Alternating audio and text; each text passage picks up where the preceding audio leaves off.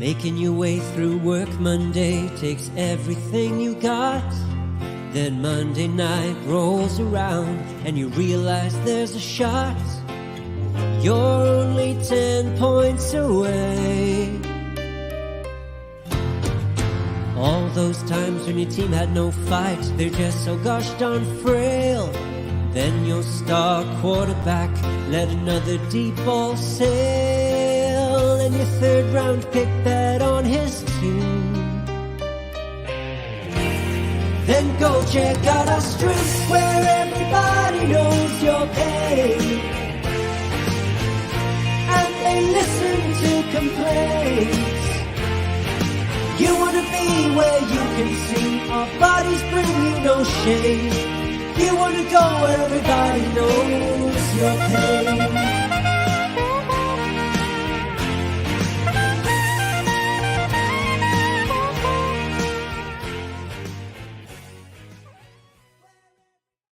Welcome back to Dad Bod Fantasy Squad. I am joined with Robbie Bobby, the new owner of a cool flag. I don't know. Nice background. Look at that. Nice, right? I like it. Yeah.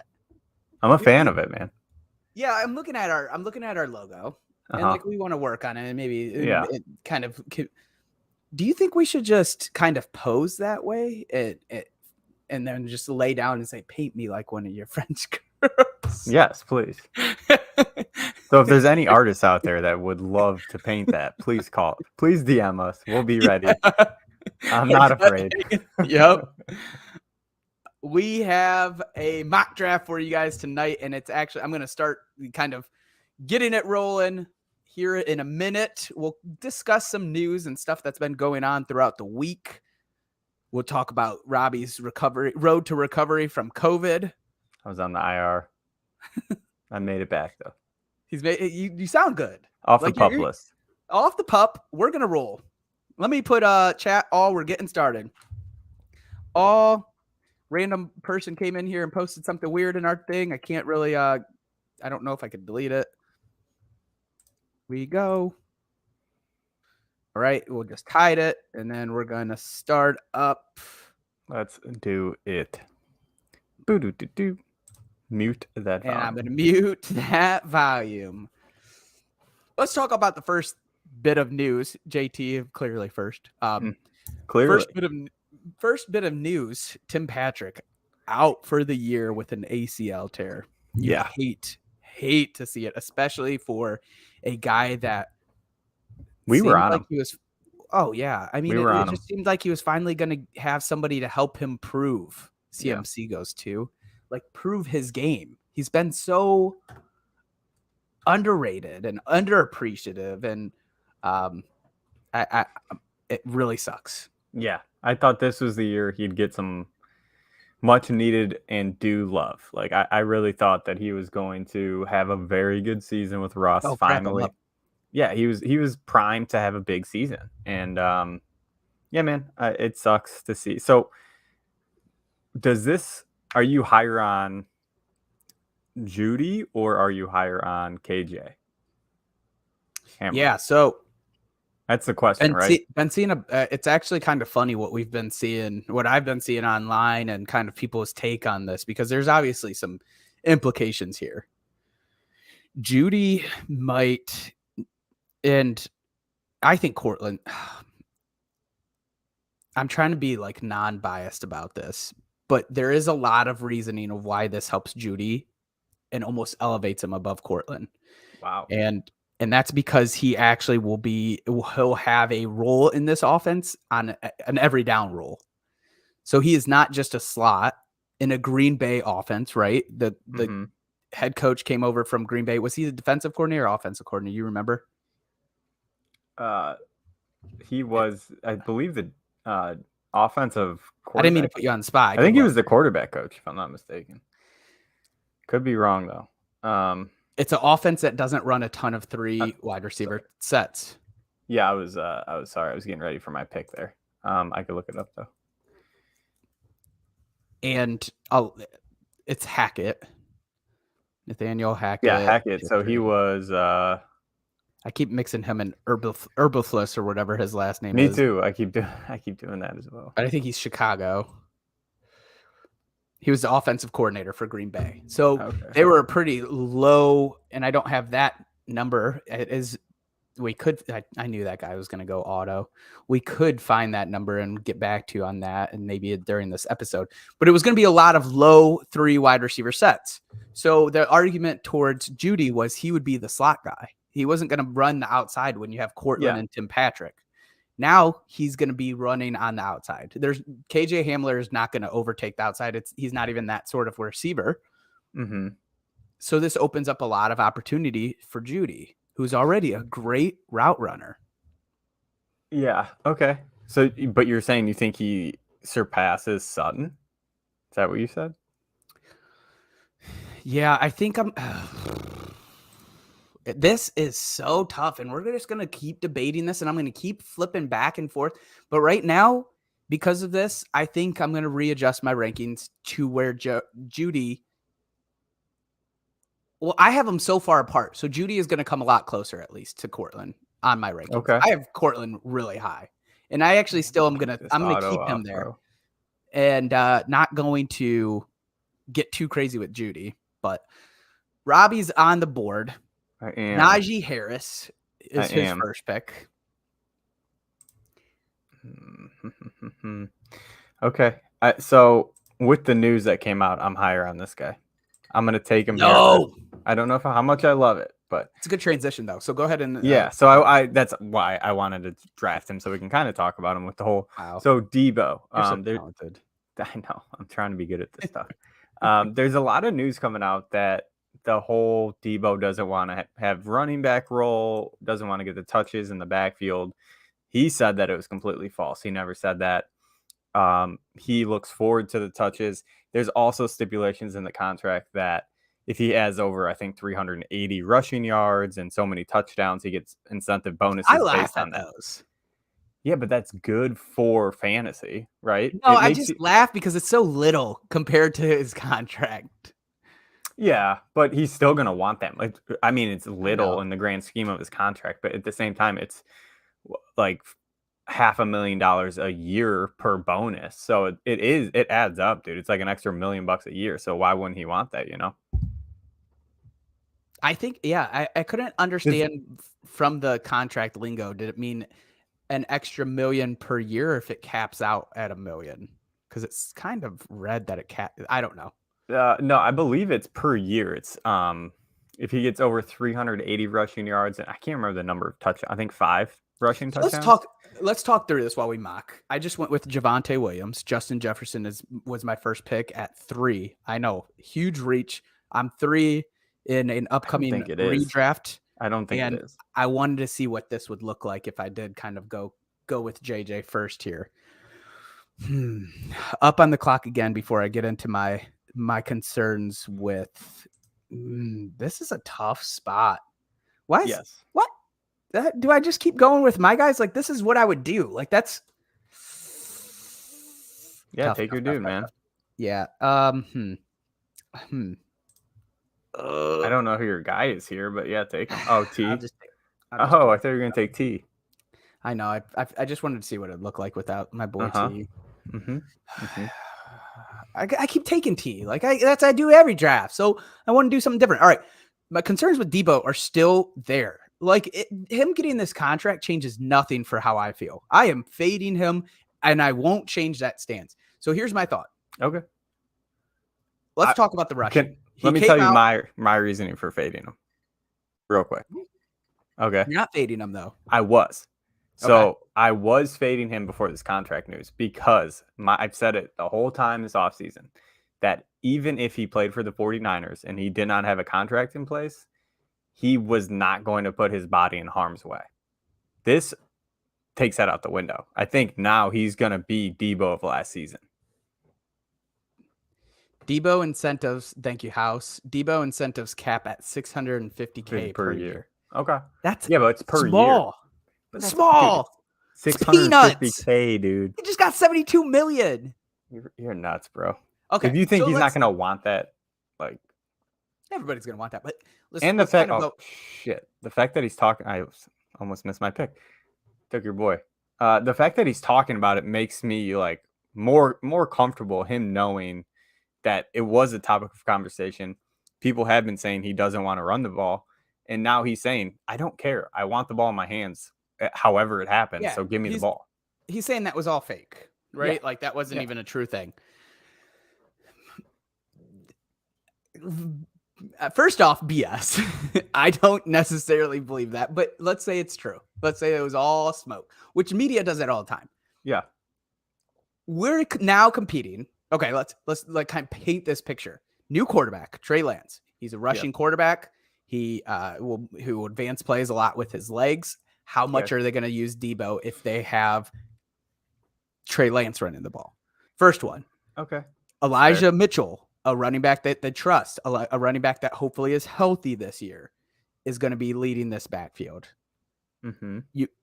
You have Brandon Ayuk on the outside and George Kittle in the middle, and you have Trey Lance throwing you the ball. So take everything about Trey Lance and our fantasy outlook on him, which is based solely and largely on his rushing floor. And let's think like, okay, so now Debo is catching passes from a quarterback that we don't know what's going to do. He already was insane with his metrics last year and his yards per catch and his yards after catch. They were so high that they were almost, this isn't fair. This isn't a fair statement to say, almost impossible to duplicate. This isn't even talking about the injury concerns. And look, I get it. We're not supposed to worry about injuries and all this. And like, we should draft just everyone. Injury prone's not real. It is to me, man. Like, you show me a guy that's been hurt 5 out of his 7 playing years, and you're going to say that's not a real concern. It's a real concern for me. So and that's second round capital. Where are you comfortable taking him? I don't. What if he fell to you in the 3rd? It's fade. Wow. It's fade. Okay. And that's fair. I like the this is such a crappy thing to an outlook to have, but like, the possibility like at the end of the year when people are like, yeah, I was higher on him, but he got hurt. It's like there was a higher risk of this. Like you should have baked that in somewhere. Maybe not your projections, but you should have baked that into what you were considering when you were drafting him. Go ahead. Yeah, no, that's fair. I'm up. So my issue with where I took was the guy that I wanted went right before him, CeeDee Lamb. That's who I was targeting there. That's who I think, honestly, if I was in the back half of the 1st, I would take him. I think he's really prime. The more I think about it, the more I'm all in on CeeDee this year. And then I did not love the running backs that were there. I could have went Kamara. It seems like he's going to play all the games this year. The whole suspension thing and all that seems to be out the window. So I don't know where that's going to fall because he's been going in like the 4th round from what I've been watching, 4th, 3rd round and best balls, that sort of stuff. But now that all those concerns are out the window, he might creep up into okay, Mario, where would you take Kamara if there's no worry of a suspension? I don't think there is. I think the worry of a suspension is now kind of gone. So do I. So like, where are you putting them? Let me look because I'm looking at our draft board right now. Zeke went in the 3rd round. David Montgomery went in the 3rd round. Breece Hall went in the 3rd round. ETN, Connor, they all went in the 3rd round. Mm-hmm. I would take Kamara at early 3rd, I think. And I don't think that's that crazy. I don't either. But not in the 2nd, right? Well, you went 2-7. It's pretty crazy. So I have some concerns with Kamara on just outside of the suspension looming. So like we got a lot of work on his legs. We're coming into a new offense.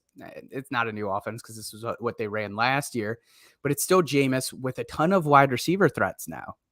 We have Olave, we have Michael Thomas, we have Jarvis Landry. These guys are all guys that demand the ball. What's that leave for Kamara?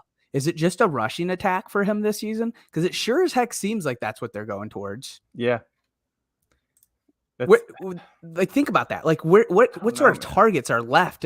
I know you can argue that Olave and Landry might not demand more, but like, you can't tell me that it's not going to be the same sort of targets that Drew Brees threw to him and only Michael Thomas, pretty much. Yeah, no, it's 100%. I get what you're saying, and I'm with you on that. Like, Kamara is going to take a step back efficiency wise too. All his metrics fall in the back half of the season.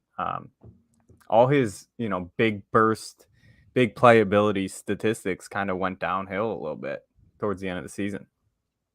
So I too, I'm fading him. I'm not really in on him even without a suspension. I go third though, early third. I'd probably that's right. Him. Like, because like I would take him over Zeke. I would take him over. There were some reports about David Montgomery, who also went in the third in our mock. He went pick. Oh, I can't tell. 3-9. 3-9. Sorry. Wow. Whew. There were some reports about David Montgomery, your boy, Rob. Yeah, it's my boy. Getting work on special teams. I don't believe it, dude.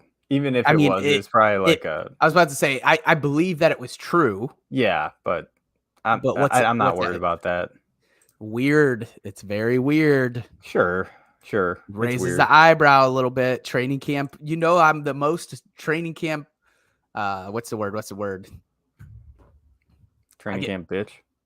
Yeah. Training camp overzealous. Overreactor. There you go. We got it. I told you I can't think well today. Yeah. You got to come with the... Call me a bitch. That's all you can get out of there. That's all you can get out of me today. Uh-oh. Mooney in the 6th is nice. I like that pick. Uh-oh. He's just falling to me. Look at him. Mm-hmm. Look at him. Look at that. Sweet darling. Number 69. I like it. Jalen Hurts. So let me give an update on my team, and then I'll run through Robbie's team as well. Yep. First 6 picks are through. I went Justin Jefferson, Javonte Williams. Well, let me go backwards here a little bit to show what our rosters look like. I didn't put any kickers or defenses on this. So we did a QB, 2 RB, 2 wide receiver, 1 tight end, 2 flexes. So currently, I have Justin Jefferson, Javonte Williams, AJ Brown, T Mac, Jerry Jeudy, Jalen Hurts.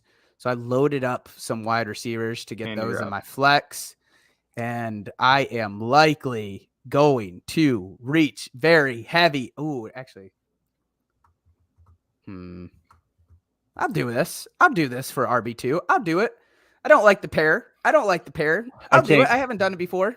I can't wrap my head around him. I really can't. I know it's tough, but he definitely is. They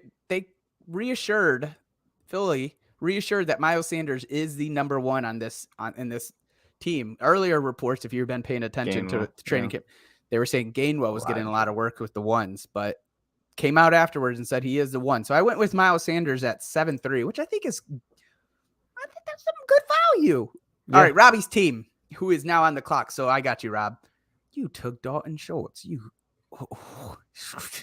Najee Harris, Debo Samuel, T. Higgins, Deontay Johnson, Josh Jacobs, Dalton Schultz, and he is on the clock right now. And that was close. I was close to taking your guy. I'm not like you. I don't just grab T. Higgins and Dalton Schultz. He went with Tony Pollard. Yeah, I think he is going to go. Tony Pollard's going to get close to the 6th round. I think so too. August 28th. I think so, especially with the injuries to the receivers. If we hear more about him running routes, like, prepare yourselves, everyone. He'll be closer to AJ Dillon. I mean, when you think about it, what's the difference there? AJ Dillon and Tony Pollard? Yeah, now especially. What I would say is I like Pollard personally because he's a big receiving threat, and I think he's going to demand. No, but why is there the ADP difference? Touchdowns.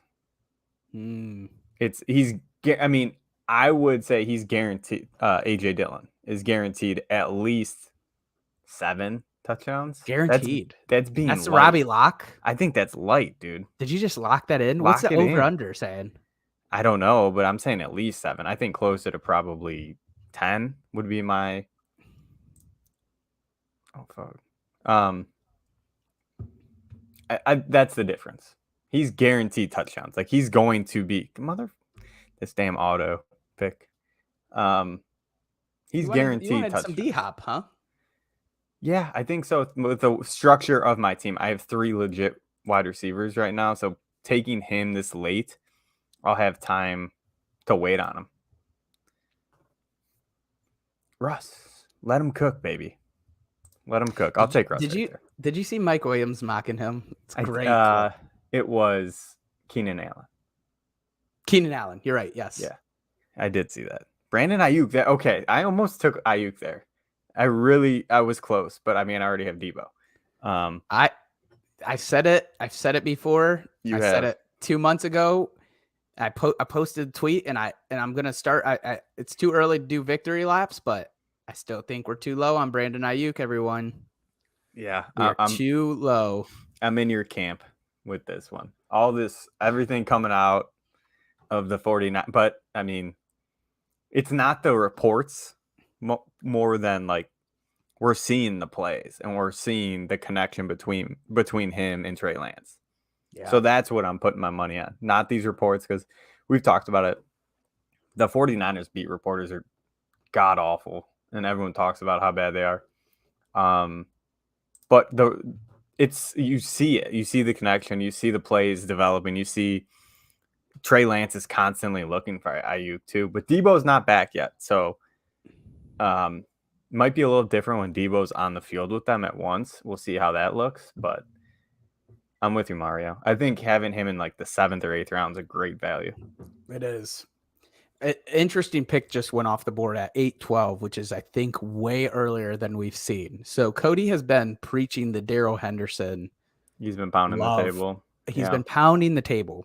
And this isn't one of like plug a fellow dad bod. Is Chase Edmonds high there, Mario? 8-10? No, it was pretty much a value pick there. Okay. I will get you his ADP shortly. But you're good. Go ahead. Keep talking. Darrell Henderson there's been recent reports with Cam Akers and Darrell Henderson that McVay has been kind of lumping them in when talking about their rushing attack this season. So this is kind of one of those, like, are we overreacting, or is this, and there's multiple different instances where he does this. Mm-hmm. And it's hard to envision before these reports came out that Cam Akers, coming off of torn Achilles, was going to just handle the rock. It sure seems like this is going to be a running back by committee. Yeah. I think it's 50-50. I think Cam Akers leads it a little bit more than 50-50, but that's what they did last year, right? Oh man. He's taking all my people. Cam was gone last year before the season started. In the playoffs. Darrell Henderson was gone in the playoffs. So, like, we have a history of seeing McVay use one back almost always, but it was Gurley for years. Then it was Henderson, and Henderson couldn't stay healthy. So Cam Akers started getting some work towards the end of 2020, I believe. Yeah, 2020. Last year, it was Darrell Henderson because he was only back there. And then they eventually signed Sony because Darrell Henderson couldn't stay on the field. So is this kind of, are we seeing McVay kind of approach this backfield a little bit differently? That's the question that's on everyone's mind right now. Yeah, I mean, I think it's going to be closer to a 50-50 split. He already said it. He already came out and talked about it. And I think he doesn't want to have to worry about – go ahead. I think he doesn't want to have to worry about if a running back goes down, because he's been dealing with that multiple years. Like, I don't think he wants to do that. So this is kind of a way to hopefully prevent that, is if they are in a 50-50 split, keeps them fresh, kind of a la Cleveland, right? Where they have, you're kind of a rushing running back, a more pass catching running back, and play them like that. I think they'll do more, like Henderson has one full drive, Cam Akers has one full drive, and they'll kind of keep flip-flopping. We've seen that it's starting to be more common in the NFL. So we'll see. I think personally, I think it's gonna be like a 50-50 split. So I'm definitely out on Cam Akers now, for sure. Yeah, it's starting to storm over here. So my dog is not very happy, and it's Oh loud. no, Yes, it's loud. it's okay. I don't know if I expected rain tonight. I did mow. Let's run down your last picks after Dalton Schultz, Tony Pollard, and I'm gonna go back to mute. You're good. Yeah. So after Dalton Schultz and Tony Pollard, your boy went. I took Russell Wilson at 8.5. There was some stat today that I think he was top. You retweeted it, Mario. I believe he was top 7 in all but one season. Yeah, it's just consistency. He has the players around him. He's got a good run game with him. He has a good pass catch running back with him. He's got a good tight end with him. There's nothing but weapons there. As long as he stays healthy, I'm not concerned at all about him. And then after Russ, I went Garrett Wilson in the 9th. I wanted Tony there, but he went one pick before me. I'm starting to get higher on Tony. I'm starting to really like Tony this year, especially in the 9th round. I think that's fantastic value. But I went with Garrett Wilson. I think he has potential to be a big play receiver. I think he could be really valuable. It's just, can Wilson take a step and get him the ball? That's where it's at. Can Wilson take a step? And because I do think Elijah Moore is going to be relevant. So can Wilson sustain 2 receivers? But I wanted to get some depth. So that's why Did you mention Tony? Did I just hear you correctly? Kadarius Toney, yeah. Okay, and then you jumped, and instead he went right before He you. went the pick before me because I wanted Kadarius Toney. I'm starting to get high on him. Yeah, I am too. It was tough. He's another tough player to gauge because like we saw flashes and they were extreme flashes. The more tape I watch of him, man, is he good? Oh, it's insane, but it's limited, right? Like, still, can he stay healthy? Is the first question that comes to my mind. Yeah. I mean, that's fair. He was a rookie last year, so it's tough to kind of knock him off one season. But yeah, if he can stay on the field, man, is he good? And if they can just get him the ball, he could be really good. He could be special. And then after Wilson, I went one of my high rookie running backs. I went Dameon Pierce. Reports coming out that he looks very, very, very good in Houston. So I am still high on him. I'm not worried. They're saying Rex Burkhead looks great in Houston. That's what I saw. I haven't seen that. I have not seen Robbie? that one. Don't worry about it. It's Thomas. He's wondering where you got the dad bod flag. You're not allowed to have it, Thomas. Why not? Because I said so. I thought you were going to tell the people where you ordered it from. Amazon. That's it? That's all you have for it? That's all I got for you people. That's all I got for you guys. Also, wondering if you heard Kadarius Toney's name with heart eye emojis. Damn it. You can't multitask. No, I can't. Not today. Yes, you did hear Kadarius Toney's name. Oh no, I'm getting another bolt coming in. There's a lot of love for Kadarius Toney. He could be really good. He could be very good. I don't want to keep harping on him, but if you're wondering, you did hear the Toney love going on here. Yeah.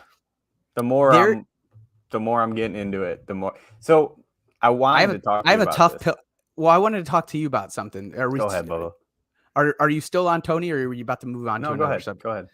Well, I wanted to talk about Irv Smith and how I am very demoralized with one of the guys that I was hoping for a breakout year. Didn't he get hurt? Yep. He sure did. Yeah, thumb injury. They are expecting him to miss all of preseason. Yeah, but he's supposed to be back week 1. Yeah, but still not what you want. Not at all, man. This is like more thunder, if you guys can hear it. This is tough. You know who that's good for? KJ Osborne. I agree. And that's probably all I see right now. Adam Thielen. Adam Thielen wasn't going to hurt from. I think red Thielen zone? Was already. Now Thielen is like the guy in the red zone. No matter what. Danny Dimes. He has to be better for Toney to shine. Oh my gosh. Silos is out here putting out bars on our. I was just going to say bars. I love roll. that these emojis are coming through. I don't believe that they could before. There's a poop emoji in there. Danny Dimes is here to stay. Uh-oh. I think my internet's getting shiesty Getting a here. little spotty. Yeah, this is not good. This storm is not good. This storm is not good, people. No, so bear with us. No. Danny Dimes, new head coach. I have to believe DeBall will bring something out of Dimes that we haven't seen before. I cannot stress how bad and how much of a terrible hire Joe Judge was. 100%. We talked about that. A ton. Yeah, I'm 100% with you. It was one of the worst hires. But also, before he went to Buffalo, I do not like what I just did. Go ahead. It's okay. Who do you take? Nico? Was that you?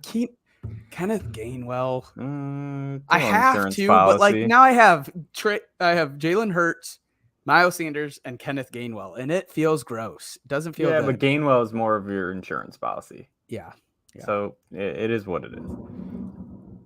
Oh boy. Yeah, it's getting real over here, everyone. I hope it doesn't hit me. That was loud, and I don't know where my dog is that I don't hear her barking.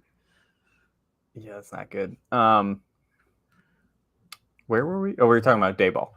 So I heard a stat today that surprised me. So he had 3 stints as an offensive coordinator prior to the Browns. Was he with the Browns? Yeah, you're right. I think he was. I think you're right. Anyway, I can pull it up, but he had 3 stints as an offensive coordinator before joining the Buffalo Bills. Prior to that, I think his highest offensive output was 27th in the NFL, which is not what you want to see. It could be like, is he a coach that grew, or was he a coach that fell into Josh Allen? That's kind of the question. And McDermott, because McDermott's a hell of a coach. Well, wait.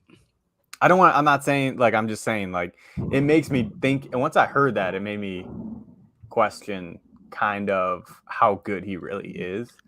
Because, I mean, he's got probably the most talented quarterback, close to it, where you could do, like, numerous things with him. He was the Browns' offensive coordinator in 2009 to 2010. I don't know how I feel about what you're saying. He and Josh Allen, I think, came into the Bills together. 2018. Yes, is that when Josh Allen was drafted? I'm pretty sure. He was a Baker, so I think so. Was that 2017? No, Patty Mahomes was 2017. Yeah. Yeah, because that's 18, 19, 20, 21, 22. Yes, because this is his 5th year. I don't like any of this. Okay, sorry. Josh Allen wasn't a stud coming into the league. No, he wasn't, but that doesn't mean anything. Neither was Tom Brady. I guess I'm just saying, it's like, and you can't necessarily, you're right. You can't say it was DeBall that turned around Josh Allen's career. He didn't just come in and was good. They came in together.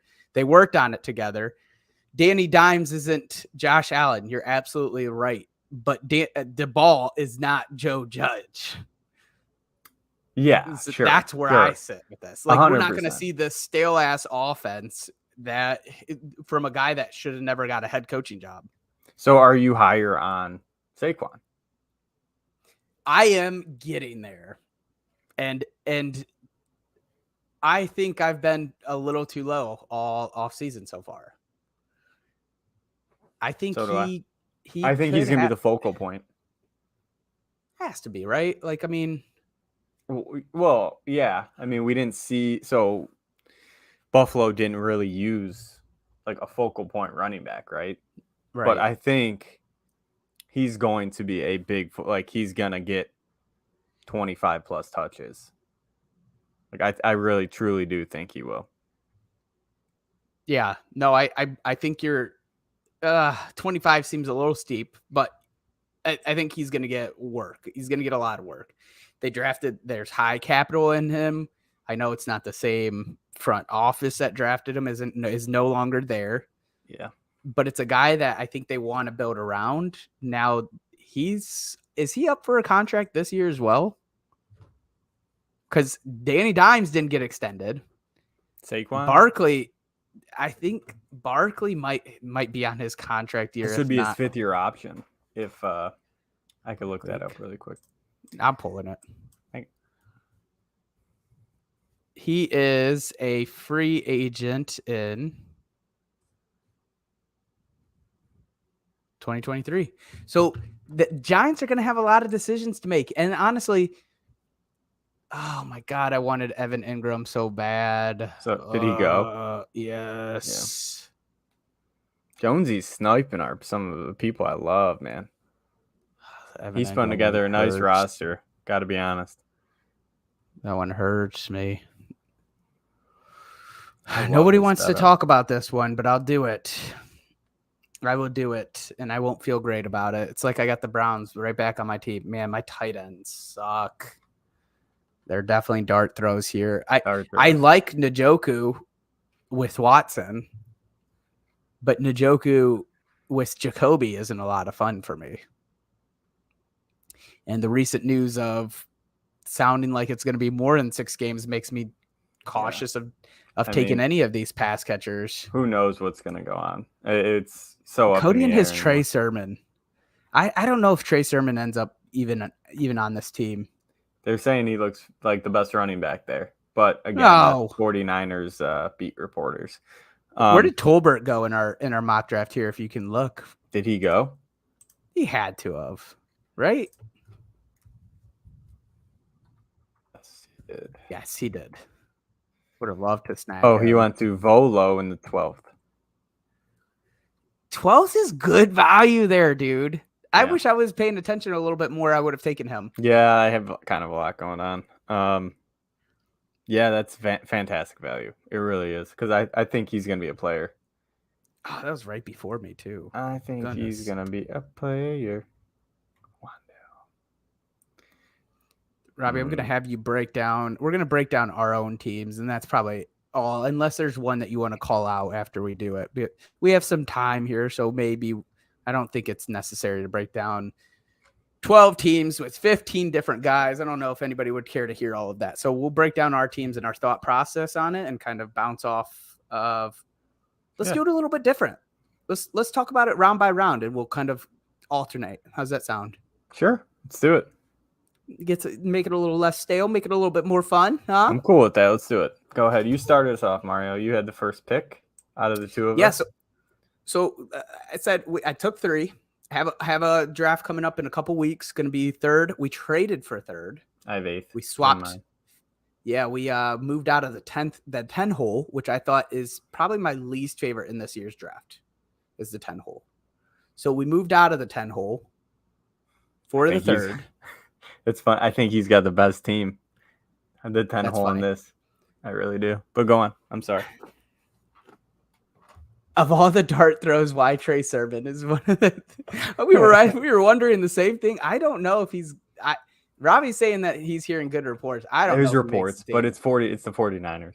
We got to make sure to focus on that oh my gosh, third string quarterback in the 15-12. Okay, so let's talk about. So I traded for 3rd. Had a swap down on 5s. Yeah. We'll talk about the news. I went with Justin Jefferson at the 3 hole. It's kind of a reach. I don't think it is. It is in the sense of he's not falling back to me. So that's why I want to see what this looks like if we go with him. So that's where Justin Jefferson going. And I don't because Jonathan Taylor goes, CMC goes. This is exactly what I imagine is going to happen in our draft. So to me, it's JJ, Henry, or Kupp is probably the 3 that I'm deciding from here. So I'd go JJ. And that's who I want to go with. So your first pick, Najee. Najee came to me at the 8th pick. I'm ecstatic with that. We talk about him. We think we both have him ranked in our top 5. So plug and play. I think Najee's going to get a ton of work, especially the reports coming out of Pittsburgh that the quarterbacks don't look great. That's good for Najee. It is. He's going to he's all around. all dump around. offs, Even the dump off, rushes, screens to him. They're gonna find ways to get him the ball. Sad news: Jeremy McNichols, I think, is out for a year. Shoulder injury. Yeah, they brought in Master signed Master undrafted Teague. free agent Master Teague. Not much of a threat, I don't believe. That is an OHIO boy. He was never exciting to watch as that. He wasn't. Sorry, guys. So you followed up in second round with Deebo Samuel. We kind of talked about this. So do you want to get back into it, or do we need to? Yeah, I took Deebo. I think in the second round there, again, I wanted CeeDee Lamb, but he didn't fall to me. I think he was the best available on the board at that point. That's why I took him. That's a weird spot. It is. That's probably my least favorite. Like, that's I like a dead 8, zone. but it's that comeback that I do not like. Yeah, it's a dead zone. Sometimes I make some rash decisions there. Like, because I would have took Josh Allen. Do you go T? I was thinking that, man. Maybe you take a quarterback there, and just it's only Josh Allen. It's Josh Allen or Mark Andrews went. I was gonna say the only other person I could think would be Mark Andrews, but I have Kyle Pitts higher. You get a positional sort of advantage by doing that, especially in a dead zone of people that we don't like. That doesn't now people might be a big fan of Kamara there, or Lenny there, or even Aaron Jones went kind of late. Aaron Jones might have been the guy I would have looked at. But comebacks. Yeah, go ahead. Go on. You love Deebo, so it was a good pick for you. Deebo. Yeah. I go with my boy Javonte Williams. Nervous about his work. Nervous about his targets. I think those targets just kind of took a tick up from Tim Patrick. I know Tim Patrick was kind of thought as a wide receiver 3 here, but I have to imagine that this offense runs a little bit more through the running backs, plural. Also, I took him over Barkley, and I don't know how I feel about that right now. I know I have Javonte ranked higher, but like I said, I'm going on Barkley a little bit more. Javonte, to me, both of these guys are the RBs that you would want to go here for your number 1 because they're both capable of finishing top 5. And I know that I get a lot of hate from you, Alex, and House about the Javonte Williams love and how limited of work he'll get, but he could still finish top 5. Is it a PPR? Your league that you have a 3? I think so. Or is it half? It's either half or full. I can't really remember it. If Aaron Jones was there, would you have taken him? I think so. I think that was my pick. Yep. Okay. That's why it was also tough. It was tough with Barkley too. I follow back up with AJ Brown. So here's my quick hit on this. I would have always go T Higgins here. I love a lot of love T Hug, but I wanted to change it up. And now I have way too many Philadelphia Eagles. And since he did not do that, I took T Higgins with my 3rd round pick, 3-8. Mario talks about it ad nauseum, so I don't even really need to go into him, but he's awesome. He's going to get a ton of work. If he can stay on the field, again, that's what we say about every player, which I'm not too worried about that. We're looking at top 12 receiver upside. So I'm all in for him too. And then after that, I went to Deontay Johnson. It was between him and Scary Terry for me at that spot because I do think Terry's going to have a good season with a little bit of a better quarterback play. So between the two, it's tough. Okay, so Deontay Johnson, I think he's a rare player. He's one of the rare players on a rare team that if a quarterback is not great, it might only enhance his value just because all his routes are 10 yards and under. Safety blanket. Yeah. And I truly, truly believe that's why he was so valuable with Big Ben, was because Big Ben wasn't that great by the end of his season. And Pittsburgh found a way to get Deontay the ball. And I think they would do it again with not great quarterback play. Now, there is they're far apart on this contract. Deontay and Pittsburgh. So we don't know what's going to happen with that. We don't know if he's is he at practice? I'm not even. He is. He's doing the Debo, the hold in. Okay. So he's at practice. I don't think he's practicing, but he's doing individual drills. Okay. That's my concern with Deontay right now. And that was kind of going to be the only thing that I brought up. There's it sounds like they're far apart, but it sounds like the Pittsburgh organization is wanting to make sure he's a Steeler long term, which is I don't want to say surprising. It's good. It is a little surprising because they don't really care for wide receivers, which I also think this means Claypool is going to end up being the odd man out come his contract. 100%. Not this year, but yeah. So there's two things with this. What I just said with, I think he is quarterback. He's one of the few wide receivers that is truly quarterback proof. As long as it's not like someone that can't, I think he'll be fine with whoever's behind center there because they're going to find the ball. Or he gets traded. And if he gets traded, it's going to be a team such as Green Bay, the Dallas Cowboys, somebody with a good quarterback that's trying to win now, that needs another receiver that will Denver? get a hunt. No, I don't think so. I don't think so either. I don't think Denver, but I mean Green Bay. Can you imagine him and A-Rod? Can you imagine him and Dak Prescott? I think that is a possibility. It's like is it likely? No, but is it on the table? Yes. And if it's on the table, that's a gamble I'm willing to take there. Especially like I said, he'll be fine in Pittsburgh. He's gonna be fine in Pittsburgh. But if he's traded to like to the Cowboys or to Green Bay, man, he could be a league winner. I followed up with Terry McLaurin. Sometimes I forget his name is Terry because I call him T-Mac. Yeah. Wide receiver 1. You know my love for him. Carson Wentz. I think my love for him is growing a little bit because of how much you guys have talked about him and how open he gets. Yeah. I have an ice cube, like a weasel. Come on. This is a podcast. This is a classy establishment. Yeah. So note the flag. I don't really have much to say about T-Mac, but taking him as my wide receiver 3 feels so good because he has that top 15 upside. I follow up with Jerry Jeudy, who we talked about at the start of the show. I didn't have to make the tough decision between him or Cortland, thankfully. Cortland went right before him. So, again, I'm taking a guy as my 4th wide receiver now, flex number 2, who he could have a really good year. Jeudy? Yeah, and I don't want to get like it. We talked about it at the top of the show, so I'm not going to go too crazy about this. The Tim Patrick news helps Jeudy, and I'll end it at that. So go ahead, Rob. Yeah, so after my Deontay, I took Josh Jacobs. I had to get a running back. Unfortunately. So I was trying to let quick. Yeah. So how do I phrase this? Josh Jacobs and David Montgomery right now. They're not close in ADP. Is there a preference between the two based on, like, considering their ADP, not just straight up? Okay. So and use this as a third round pick or a 5th round pick, right? Mm-hmm. Oof.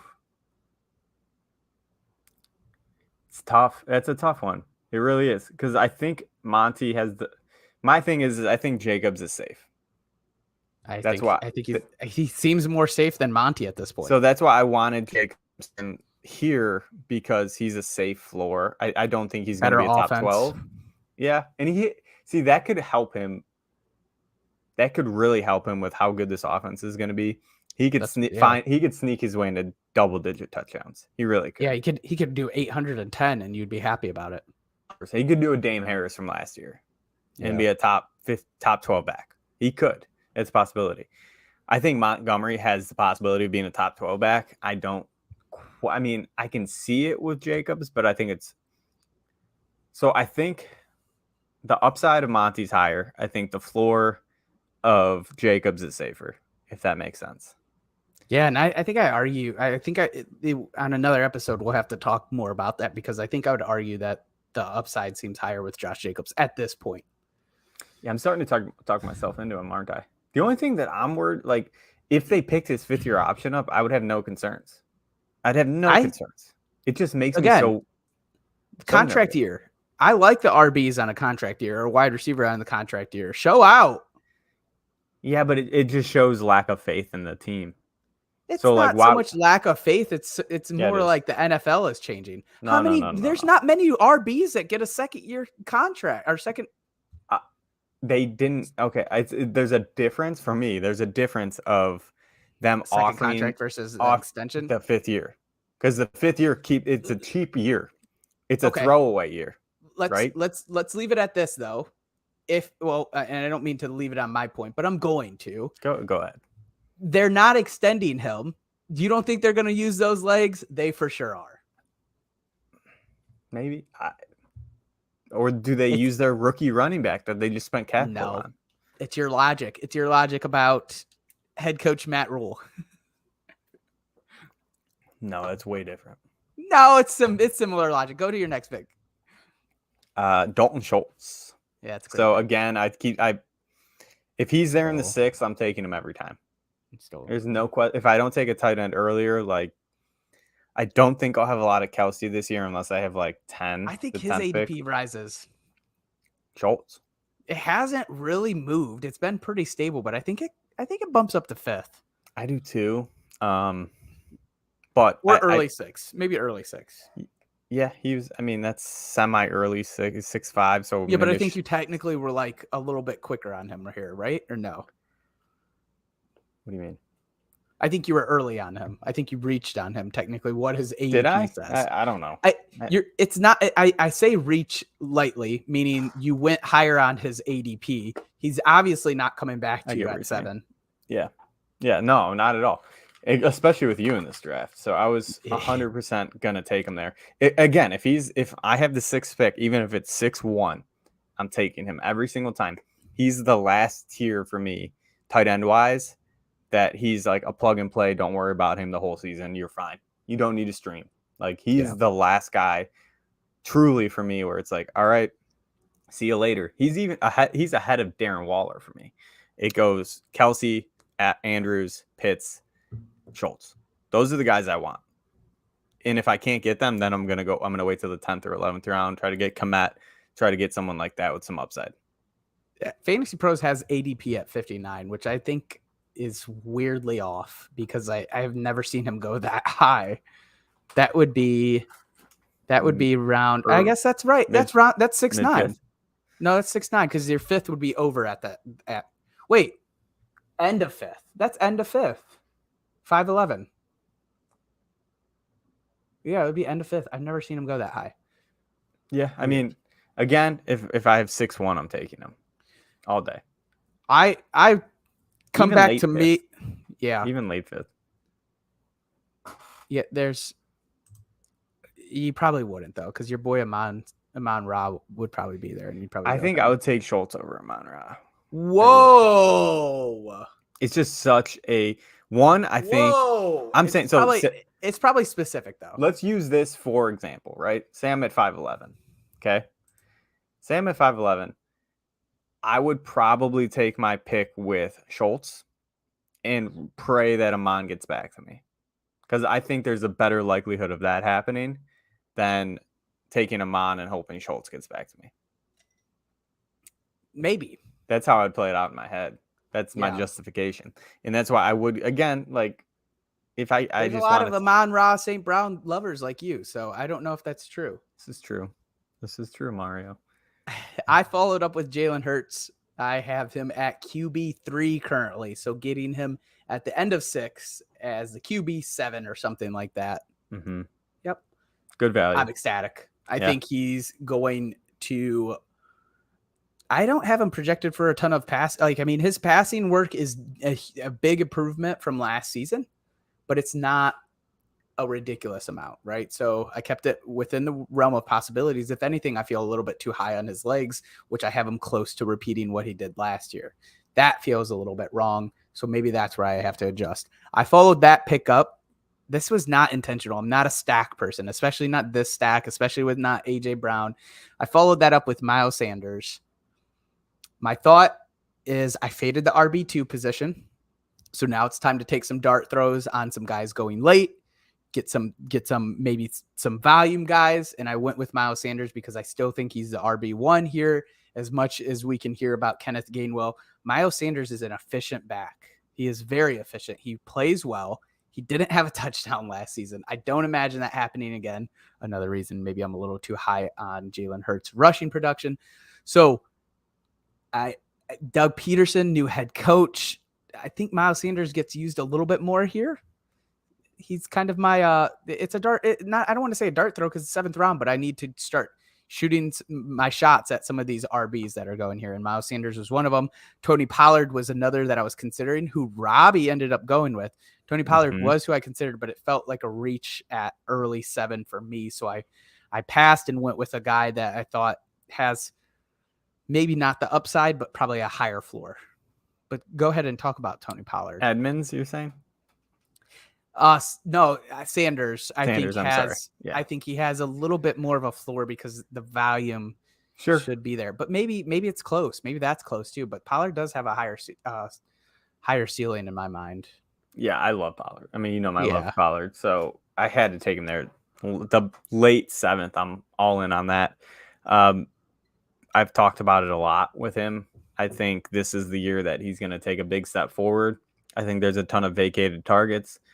There's a hunt between Amari leaving and Cedric Wilson leaving. I believe there was 165 vacated targets, something along those lines. It's something pretty wild. Schultz can't really get too much more. CD can't get too much more than they had. They're going to go somewhere. Tolbert will get his share, but I also think that Tony Pollard is going to be utilized in the passing game, and that's where I think his floor is safe. I think he's going to get a ton of targets. So that's his safety net is his receiving. And then we've watched the tape, me and you, he looks like the better back. And if Dallas lets him get more touches in the rushing game, he could be a very dangerous back for this offense. Yeah. So I'm in. I think he has potential to be high end RB2 for me. Everything would have to work. Everything would have to work out right. Do I think it's going to happen? No, but I think it could. It's a possibility. After Tony Pollard, I went Russ Wilson. Again, we talked about it. You were muted when I was talking about this. There was a tweet that I think all but one season he was a top 10 quarterback. Top 7. Two seasons. 2 seasons. I think it was his rookie year and last year. He was hurt one year, yeah. Last year. It was the first game he's missed, I think, since his rookie. I think his whole career, I think that was his first game missed. That was last year. Yeah, so injury is not a concern, and we know how good he is.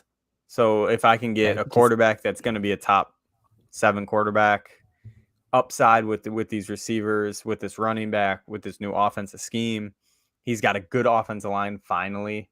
Like, the sky's the limit for him, in my opinion.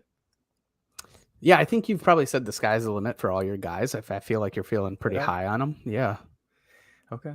I'm trying to pump my team up, I know. We're trying to You're get like, them, look at this the juice going, team. baby. Yeah. I hope they're watching. This like is Tony Pollard better. Yeah. This is the type of talk that I do for my redraft leagues. I'm like, sky's the limit, boys. I won this. I won. I'm already here. All right. From here on out, Robbie, we're going to do quick hits on our guys. Almost like a 3-word response. Chase Edmonds, I think he leads this backfield. Sky Moore, I think he leads the rookie wide receivers this season in fantasy. That was more than three. It's bold statement. I've grossly started loving him, and it's a lot of the tape. Go ahead, Rob. Yeah, his tape's very good. Garrett Wilson, he has the potential to be a very good receiver. Again, if Zach Wilson can. Elijah Moore, supposedly the number 1, locking it in. Well, that's what I'm saying. Like, if Zach Wilson can have 2 receivers relevant, I think Garrett Wilson can be very good. Yes. Dame Pierce in the 10th round, I think that's fantastic value. I think he's going to be the number 1 back there by week 1. I don't have any concerns. I think he's going to get a ton of work. I'm not worried about Rex Burkhead, who is. I'm not worried about a running back coming off an Achilles. I'm fine with it. I think he's going to be a very sneaky play this late. I like it. I went with, in the late 10th round, I took Alexander Madison. I think there's some standalone value there, but this is more of me. I think Dalvin Cook got hurt too. something with his wrist. They both got hurt. Ooh. His hand, Dalvin Cook's hand. Something happened to Madison, which I did not read on. I think it was a hammy. Oh, that's scary. But yes, I think Madison has a little standalone value, but this is kind of me trying to take a handcuff when I faded the RB2 position. Kirk Cousins backing up Jalen Hurts. Make sure I have a weapon in case Hurts gets hurt, in case he gets benched. There's a couple of different outcomes with Jalen Hurts that I wanted to make sure to have another quarterback. Yeah. If you take Hurts, you got to have a high QB2. And I think take it's 11th round. It's not too bad, right? I'm surprised you took Kirk over Carr, but yeah, I'm with that. Okay. I think I'll do that all day. After that, I took Jahan Dotson in the 11th. Ton of reports coming out that he looks fantastic in Washington. So he's going to be a player to keep an eye on. 3 rookies in a row for Rob there. It's not what I like to do, but it's just kind of how the board was falling to me. The cookie crumbles. Yeah, it just fell that way. I wasn't a big fan of it, but it is what it is. And if they produce how I have them ranked, then I'm fine with it. After that, I took Justin Fields in the 12th. I'm starting to get on you want at least one quarterback that has legs. So mine and your podcast with Rob Norton last week really shed some light on it for me, where I think I'm going to try to have at least Justin Fields as my QB3, which I'd never have 3 quarterbacks. So I wanted Trey Lance. He's going to start going higher and higher. So that's kind of not realistic. So if I can get Justin Fields later, I'm fine with it because I think his legs it's a safe floor. Yeah. I don't get behind the 3 quarterbacks, but no. Justin Fields as your number 2 with Russ is fine to me. Yeah. Injuries, House let us know. Cook hand, Madison finger. So not as hammy, thankfully. Look at those 2. Ride or dies, man. They just go down together. Shouldn't say that or laugh about that. I followed up my pick with Kenneth Gainwell. This is my Miles Sanders insurance.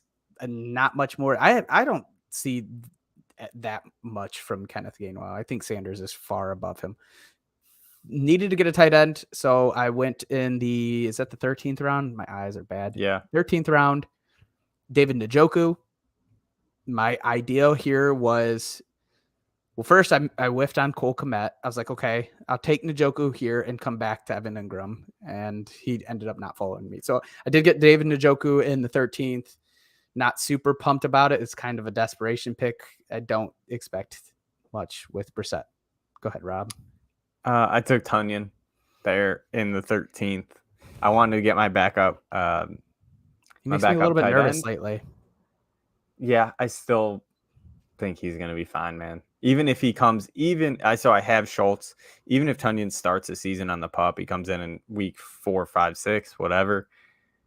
As long as he produces how I think he's going to produce with Aaron Rodgers, because Rodgers loves Tunyon, then I think that's going to be good value there in the late, especially if something happens with Schultz. I meant to draft Dobbs. I forgot. Womp womp. Yeah, I like Romeo Dubs now. Isn't it Dubs? No, it's Dobbs. Okay. After Tunyon, I went Jamal Williams at 14 in the 14th round. I think that's great value, especially with I'm super high on Swift. I think he'll be a top 5 running back this season, but he is semi-injury prone. So if something happens with him, I have the backup running back there. He's a pass-catching running back, and I think the floor is pretty safe. Yeah, fun stat about Jamal Williams and Swift is Swift actually had a good 3 or 4 points per game more when Jamal Williams would touch the ball 15 times. Or it was actually rushes that all I looked at. Last 2 rounds for me, I followed up with another tight end. This was my Evan Ingram hope to be pick, but instead I had an audible to Austin Hooper, and I'm not loving that. But the targets should be there. And last, I went with Alec Pierce. There's a lot of Ashland Doolin. I might be saying his first name wrong.